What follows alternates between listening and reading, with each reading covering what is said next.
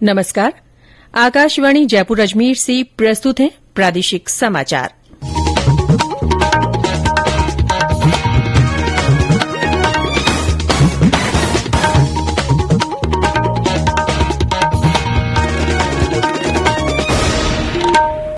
मुख्य समाचार। राज्य में एक जैसी पात्रता वाली प्रतियोगी परीक्षाओं के लिए अब समान पात्रता परीक्षा आयोजित होगी। भाजपा के राष्ट्रीय अध्यक्ष जेपी नड्डा आज हनुमानगढ़ और श्रीगंगानगर सहित प्रदेश के 10 जिलों में नवनिर्मित भाजपा जिला कार्यालयों का लोकार्पण करेंगे। सीबीआई ने विदेशों से प्राप्त धन संबंधी नियमों के कथित उल्लंघन के मामले में राजस्थान सहित 6 राज्यों के 24 स्थानों पर छापे मारे। और समूचा प्रदेश भीषण गर्मी की चपेट में, पश्चिमी जिलों के साथ ही दक्षिणी भागों में भी तापमान में बेतहाशा बढ़ोतरी।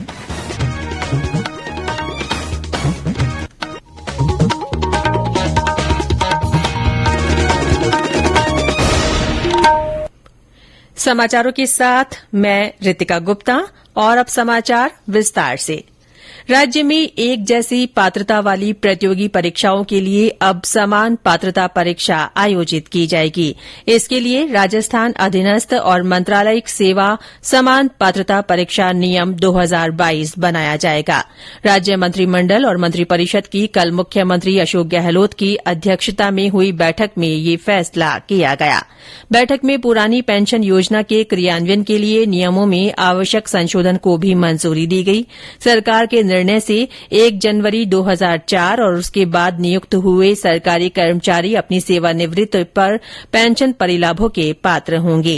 साथ ही राजस्थान सरकार स्वास्थ्य योजना के अंतर्गत कैशलेस चिकित्सा सुविधा भी प्राप्त कर सकेंगे। 31 मार्च 2022 से पूर्व जो अपनी सेवा से बाहर हो गए हैं, उन्हें भी उक्त नियमानुसार पेंशनरी परिलाभ अप्रैल 2022 से मिलेंगे।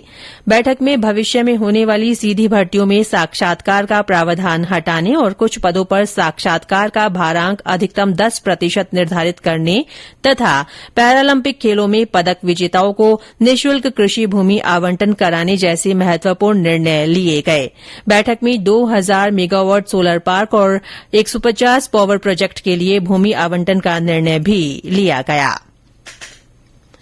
राज्य सरकार ने चंबल कमांड क्षेत्र के अंतर्गत आने वाले कोटा, बूंदी और 12 जिलों के सिंचित क्षेत्र की दक्षता सुधार के लिए 12 करोड़ 25 लाख रुपए के वित्तीय प्रावधान को मंजूरी दे दी है। इस राशि से कमांड क्षेत्र की ड्रेनेज सिस्टम के जीर्णोद्धार, विभिन्न नहरों, वितरिकाओं और ब्रांच नहरों में पक्की लाइनिंग के कार्य करवाए जाएंगे। सरकार ने राज्य राजमार्ग एवं ग्रामीण सड़क योजना के तहत विभिन्न सड़कों के निर्माण और आधारभूत कार्यों के लिए 137 करोड़ 75 लाख रुपए की मंजूरी भी दी है। वहीं मिड डे मील योजना के अंतर्गत कक्षा 1 से 8 तक के विद्यार्थियों को सप्ताह में 2 दिन दूध उपलब्ध कराने के लिए अतिरिक्त वित्तीय प्रावधान को भी मंजूर किया गया है। सरकारी विद्यालयों में आगामी 1 जुलाई से सप्ताह में 2 दिन पाउडर मिल्क का उपयोग करते हुए मीठा गर्म दूध उपलब्ध कराया जाएगा। कोटा विज्ञान केंद्र में डिजिटल प्लेनेटेरियम की स्थापना के लिए 7 करोड़ 40 लाख रुपए के वित्तीय प्रस्ताव को भी मंजूरी मिली है। मेवात क्षेत्र के विकास की दृष्टि से अलवर के तिजारा में नर्सिंग कॉलेज की स्थापना और कुल 44 पदों के सृजन के प्रस्ताव को भी मंजूर किया गया है। प्रदेश के 2 दिन के दौरे पर आए भारतीय जनता पार्टी के राष्ट्रीय अध्यक्ष जेपी नड्डा आज हनुमानगढ़ और श्रीगंगानगर सहित प्रदेश के 10 जिलों में नवनिर्मित भाजपा जिला कार्यालयों का लोकार्पण करेंगे। आयोजन के दौरान वे संबंधित जिलों में भाजपा के वरिष्ठ कार्यकर्ताओं को सम्मानित भी करेंगे। और ब्यौरा हमारे श्रीगंगानगर संवाददाता से। हनुमानगढ़ जिले में बने भाजपा जिला कार्यालय का जहां जेपी नड्डा मैनुअल तरीके से लोकार्पण करेंगे, वहीं अन्य जिलों में बने भाजपा कार्यालयों का वर्चुअल तरीके से लोकार्पण करने के साथ चूरू सहित 4 अन्य जिलों के जिला कार्यालयों का भूमि पूजन भी करेंगे। अपने 2 दिवसीय दौरे पर आए जेपी नड्डा ने कल सूरतगढ़ में भाजपा के संभाग स्तरीय बूथ कार्यकर्ता सम्मेलन को संबोधित किया था। इस दौरान केंद्रीय मंत्री भी मौजूद रहे थे। जितेंद्र शर्मा, आकाशवाणी समाचार, श्रीगंगानगर। इससे पहले कल श्री नड्डा ने सूरतगढ़ में बूथ कार्यकर्ता सम्मेलन में कार्यकर्ताओं को मेरा बूथ सबसे मजबूत की दिशा में काम करने का आह्वान किया था। देश में अब तक 190 करोड़ 65 लाख से अधिक कोविड टीके लगाए जा चुके हैं। कल 12 लाख 7 हजार से ज्यादा टीके लगाए गए। केंद्रीय स्वास्थ्य और परिवार कल्याण मंत्रालय ने बताया कि अब तक 12 से 14 वर्ष आयु वर्ग में 4 करोड़ 15 लाख से ज्यादा टीके लगाए जा चुके हैं। 3 करोड़ से अधिक एहतियाती डोज अब तक पात्र श्रेणी के लोगों को लगाई जा चुकी है। देश ने 18 वर्ष से अधिक आयु के लोगों को कोविड टीके लगाने का 87% काम पूरा कर लिया है। इधर प्रदेश में अब तक 10.5 करोड़ से ज्यादा कोविड डोज लगाई जा चुकी है। प्रदेश में कोरोना संक्रमण के कल 74 नए मामले सामने आए। बीते 24 घंटों में इतने ही मरीज इस बीमारी से स्वस्थ भी हुए हैं। कल अजमेर में एक व्यक्ति की कोविड से मृत्यु भी हुई। प्रदेश में सक्रिय मामले 604 हैं। चिकित्सा विभाग की रिपोर्ट के अनुसार कल सबसे ज्यादा संक्रमित राजधानी जयपुर से ही रिपोर्ट हुए हैं। जिले में 41 व्यक्तियों में वायरस की पुष्टि हुई। अलवर और धौलपुर में 11-11, चूरू में 5, सीकर में 3, श्रीगंगानगर, नागौर और सवाईमाधोपुर में एक व्यक्ति में संक्रमण का पता चला। बीते कुछ दिनों से प्रदेश में संक्रमण के मामलों में तेजी देखी जा रही है। स्वास्थ्य विभाग ने आमजन से कोविड अनुकूल व्यवहार करने की अपील करते हुए सावधानी बरतने को कहा है। ये समाचार आकाशवाणी जयपुर अजमेर से प्रसारित किए जा रहे हैं। इन समाचारों को आप हमारी वेबसाइट newsonair.gov.in पर राजस्थानी में भी पढ़ सकते हैं। समाचारों की ऑडियो बुलेटिन भी वेबसाइट पर उपलब्ध हैं। समाचार अभी और हैं, उससे पहले ये संदेश। क्या आप कॉम्पिटिटिव एग्जाम की तैयारी कर रहे हैं? ऑल इंडिया रेडियो के प्रोग्राम अभ्यास में हमारे विशेषज्ञ आपके सवालों का देंगे जवाब। शनिवार रात 9:30 बजे FM गोल्ड पर। इस बार का विषय है इंडियन हिस्ट्री और हमारे एक्सपर्ट हैं डॉक्टर मलय नीरव। प्रश्न भेजने की अंतिम तारीख है 11 मई। आप इससे जुड़े सवाल व्हाट्सएप करें 9289094044 पर या सवाल ईमेल भी कर सकते हैं abhyas.airnews@gmail.com पर। आपका अभ्यास हमारा प्रयास। प्रादेशिक समाचारों में फिर से आपका स्वागत है।